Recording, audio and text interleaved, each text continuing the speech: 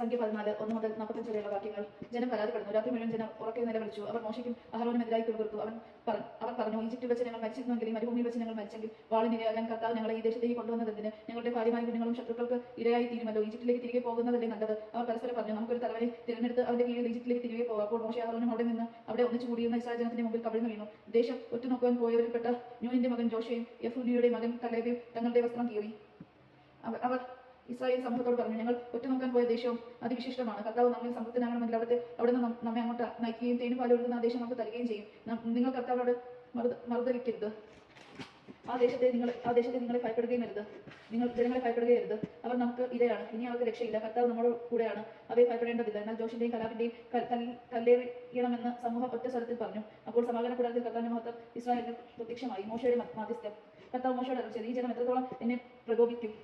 അവരുടെ മധ്യ ഞാൻ പ്രവർത്തിച്ചിട്ടുള്ള അടയാളങ്ങൾ കണ്ടിട്ട് എത്ര നാൾ അവർ എന്നെ വിശ്വസിക്കാതിരിക്കും? ഞാൻ അവരെ മഹാമാരി കൊണ്ട് പ്രഹരിച്ച് നിർമൂലനം ചെയ്യും. എന്നാൽ അവരെക്കാൾ വലുതും ശക്തവുമായ ഒരു ജനതയെ നിന്നിൽ നിന്ന് പുറപ്പെടുവിക്കും. മോശ കർത്താവിനോട് പറഞ്ഞു, ഈജിപ്തുകാർ ഇതേപറ്റി കേൾക്കും. അവിടുത്തെ ശക്തമായ കരമാണല്ലോ ഈ ജനത്തെ അവരുടെ ഇടയിൽ നിന്ന് കൊണ്ടുപോകുന്നത്. ഈ ദേശത്ത് വസിക്കുന്നവരോട് അവർ ഇക്കാര്യം പറയും. കർത്താവെ, അങ്ങ് ഈ ജനത്തിന്റെ മധ്യ ഉണ്ടെന്ന് അവർ കേട്ടിട്ടുണ്ട്. കാരണം ഈ ജനം അങ്ങേ അഭിമുഖം കാണുന്നു. അവിടുത്തെ മേഘം ഇവരുടെ മുകളിൽ എപ്പോഴും നിൽക്കുന്നു. പകൽ മേഘസ്തംഭവും രാത്രിയിൽ അഗ്നിസ്തംഭവും കൊണ്ട് അവിടെ ഇവർക്ക് വഴി കാട്ടുന്നു. എന്നാൽ ഒരൊറ്റയാളെ എന്ന പോലെ അങ്ങ് ഈ ജനത്തെ സംഭരിച്ചു കളഞ്ഞാൽ അങ്ങയുടെ പ്രശസ്തി കേട്ടിട്ടുള്ള ജനതകൾ പറയും, അവർക്ക് കൊടുക്കാമെന്ന് സത്യം ചെയ്ത ദേശത്ത് അവരെ എത്തിക്കാൻ കർത്താവിന് കഴിവില്ലാത്തതുകൊണ്ട് മരുഭൂമിയിൽ വെച്ച് അവരെ കൊന്നു കളഞ്ഞു. കർത്താവെ, അങ്ങ് അരുൾ ചെയ്തതുപോലെ അങ്ങയുടെ ശക്തി വലുതാണെന്ന് പ്രകടമാക്കണമേ എന്ന് ഞാൻ പ്രാർത്ഥിക്കുന്നു. കർത്താവ് ക്ഷമാശീലനും അചഞ്ചല ഹൃദയനും കവിഞ്ഞെടുക്കുന്നവനുമാണ്. അവിടെ നിന്ന് അകത്യവും അപരാധങ്ങളും ക്ഷമിക്കുന്നവനുമാണ്. എന്നാൽ കുറ്റക്കാരനെ വെറുതെ വിടാതെ പിതാക്കന്മാരുടെ അകത്യങ്ങൾക്ക് മക്കളെ 3 4 തലമുറ വരെ ശിക്ഷിക്കുന്നവനുമാണ് അങ്ങ് അരുൾ ചെയ്തിട്ടുണ്ടല്ലോ. അങ്ങയുടെ കാരുണ്യ തിരികത്തിന് യോജിച്ച വിധം ഈജിപ്റ്റ് മുതൽ ഇവിടം വരെ ഈ ജനത്തോട് ക്ഷമിച്ചതുപോലെ ഇപ്പോഴും ഇവരുടെ അപരാധം കൊടുക്കണമെന്ന് അങ്ങയോട് ഞാൻ യാചിക്കുന്നു. അപ്പോൾ കർത്താവ് അരുൾ ചെയ്തു, നിന്റെ അപേക്ഷ സ്വീകരിച്ച് ഞാൻ ക്ഷണിച്ചിരിക്കുന്നു. എന്നാൽ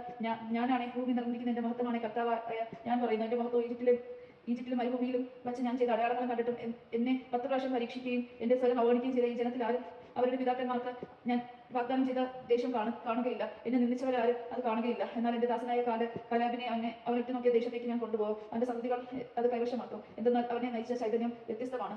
അവൻ എന്റെ പൂർണ്ണമായും അനുഗമിക്കുകയും ചെയ്തു.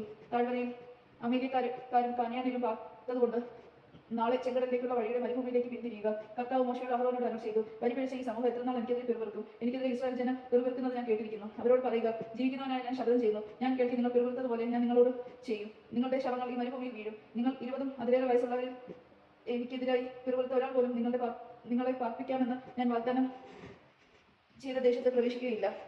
യെഫുന്നിയുടെ മകൻ കലേബും നൂനിന്റെ മകൻ ജോഷയും മാത്രം അവിടെ പ്രവേശിക്കും. എന്നാൽ ശത്രുക്കൾക്ക് ഇരയാവുമെന്ന് നിങ്ങൾ ഭയപ്പെട്ട നിങ്ങളുടെ മക്കളെ ഞാൻ അവിടെ പ്രവേശിപ്പിക്കും. നിങ്ങൾ തിരസ്കരിച്ച ആ ദേശം അവർ അനുഭവിക്കും. നിങ്ങളുടെ ശവങ്ങൾ ഈ മരുഭൂമിയിൽ വീഴും. നിങ്ങളിൽ അവസാനത്തെ ആൾ ഈ മരുഭൂമിയിൽ വീഴുന്നതുവരെ നിങ്ങളുടെ അവിശ്വസതയും പ്രായശ്ചിത്തം ചെയ്തുകൊണ്ട് നിങ്ങളുടെ മക്കൾ 40 വർഷം ഈ മരുഭൂമിയിൽ നാടോടികളായി അലഞ്ഞു തിരിയും. 40 ദിവസം നിങ്ങൾ ആ ദേശം രഹസ്യ നിരീക്ഷണം നടത്തി. ഒരു ദിവസത്തിന് 1 വർഷം വീതം 40 വർഷത്തേക്ക് നിങ്ങളുടെ അകത്യത്തിന് നിങ്ങൾ പ്രായശ്ചിത്തം ചെയ്യണം. എന്നോട് കാട്ടിയ അവിശ്വസതയുടെ രൂക്ഷത അങ്ങനെ നിങ്ങൾ അറിയും. കർത്താവായ ഞാനാണ് പറയുന്നത്. എനിക്കെതിരെ ഒത്തുചേർന്ന ദുഷ്ടന്മാരുടെ ഈ കൂട്ടത്തോട് തീർച്ചയായും ഞാൻ ഇത് ചെയ്യും. അവരിൽ അവസാനത്തെ മനുഷ്യൻ വരെ ഈ മരുഭൂമിയിൽ മരിച്ചു വീഴും.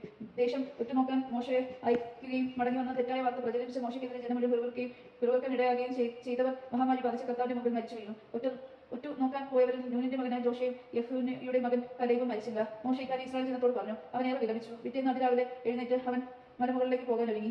അവർ പറഞ്ഞു, ഞങ്ങൾ പാപം ചെയ്തു പോയി. എന്നാൽ കർത്താവ് വാഗ്ദാനം ചെയ്ത ദേശത്തേക്ക് പോകാൻ ഇപ്പോൾ ഇതാ ഞങ്ങൾ തയ്യാറാണ്. അപ്പോൾ മോശ പറഞ്ഞു, നിങ്ങൾ എന്തിന് കർത്താവിന്റെ കൽപ്പന ലംഘിക്കുന്നു? അതൊരിക്കലും വിജയിക്കുകയില്ല. ശത്രുക്കളുടെ മുമ്പിൽ തോൽക്കാതിരിക്കാൻ നിങ്ങൾ ഇപ്പോൾ മുകളിലേക്ക് കയറരുത്. എന്തെന്നാൽ കർത്താവ് നിങ്ങളോട് കൂടെ ഇല്ല. അമേരിക്കാരും കാനാനിലും നിങ്ങൾക്കെതിരെ നിൽക്കും. നിങ്ങൾ അവരുടെ വാളിനിരയാകും. കർത്താവ് പുറംതിരിഞ്ഞ് ഇരിക്കുന്നതിനാൽ അവിടുന്ന് നിങ്ങളോട് കൂടെ ഉണ്ടാവുകയില്ല. കർത്താവിന്റെ വാഗ്ദാന പേടകമോ മോശയോ പാളയത്തിൽ നിന്ന് ഇറങ്ങി ചെല്ലാതിരുന്നിട്ടും അവർ ധിക്കാരപൂർവ്വം മലയിലേക്ക് കയറി. മലയിൽ പാർത്തിരുന്ന അമേരിക്കാരും കാനാരി ഇറങ്ങി വന്ന് അവരെ ഹോർമ വരെ തോൽപ്പിച്ചോടിച്ചു. ദൈവമാണ് നാം കേട്ടത്. നമുക്ക് ദൈവത്തെ സ്തുതിക്കാം. ക്രിസ്ത്യാനിക്ക് സ്തുതി.